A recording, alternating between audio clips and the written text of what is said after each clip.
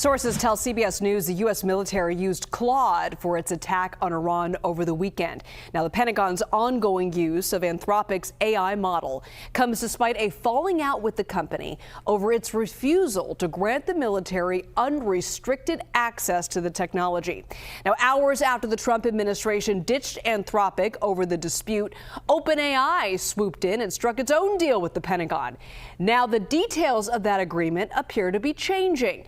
After facing backlash, CEO Sam Altman says he's working with the government to, quote, make some additions. So I want to bring in Katrina Manson, Bloomberg News reporter and author of the forthcoming book, Project Maven, a Marine colonel, his team, and the dawn of AI warfare. Very topical for this time. Katrina, we spoke on Friday about the timing of the standoff between Anthropic and the Pentagon, while a huge military presence was building off the coast of Iran.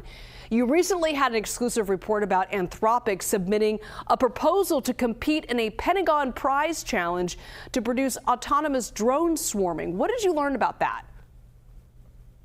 The lines really are so murky. Anthropic submitted a bid for this extraordinary challenge. It's a $100 million prize challenge being run by a division of the Defense Department run by Special Operations Command, known as DAWG, the Defense Autonomous Warfare Group, and another group that tries to gain outreach from Silicon Valley companies, DIU. And together they're trying to create voice-controlled autonomous drone swarming tech.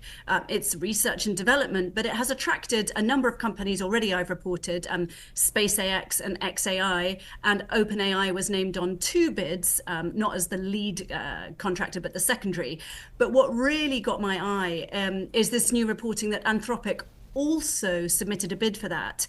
It doesn't seem to have been chosen, we've reported at Bloomberg, but Anthropic, I learned, according to a person familiar with the matter, didn't think that this deal crossed its own red line. And of course, when you do look at Dario Amadei's comments in public, he's said he's against fully autonomous weapons only because the AI is not yet reliable. He is not against the idea in theory. And so I do think we're really seeing this onset of a new form of future war.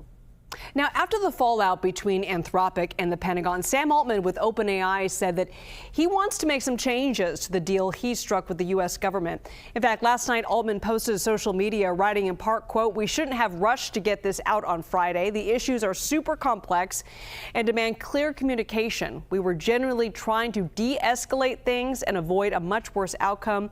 But I think it looked opportunistic and sloppy." So, Katrina, we now know OpenAI faced a lot of backlash for working with the government. Is that why Altman is changing his tune, do you think? Well, according to the Wall Street Journal, which has a fantastic report out today, he's saying in an all-hands meeting at a town hall that it's been really painful. So in the way he's couching it to his own people, according to this report, it does suggest that they were seen to be opportunistic, as he said himself, Friday night swooping in on that deal, saying they'd made a deal that would be comfortable for Anthropic as well. There's been no public sense that it is comfortable for Anthropic. The red lines do still seem to apply. And then, of course, OpenAI saying, responding to that and saying they are going to add extra safeguards on top of the ones they already said were enough. They were saying that they would just do this work on the classified cloud, not the edge. They're now saying they will not be striking any deals with the National Security Agency or any intelligence agencies that fall under the Department of War or the Pentagon. That would mean also the Defense Intelligence Agency. These, of course, are the intelligence side of things. So what they're trying to guard against there is any risk of mass domestic surveillance, which the Pentagon already says it is not permitted to do under US law. So this is a very kind of frenetic stage where we're seeing a lot of back and forward on the language. And it's not clear if OpenAI has done enough to satisfy its own internal critics, never mind the external critics. I'm curious, what about the other big AI companies, notably Google and Meta? Are they looking at this rift between Anthropic, OpenAI, and the Pentagon as potentially opening a window to make their own pitch? Well, besides OpenAI and Anthropic, xAI has just recently struck a deal to get onto classified networks at the Pentagon. And of course, xAI was part of that bid for the drone swarming tech, as we reported at Bloomberg. So I think there is certainly a big open window there.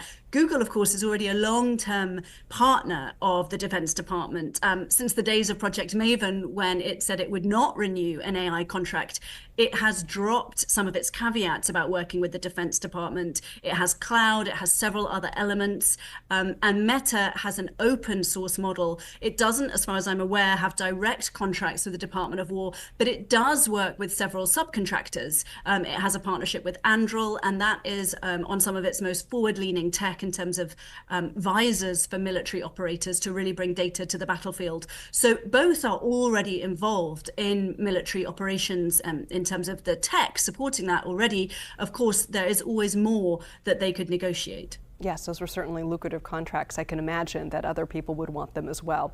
Katrina Manson, thank you so much.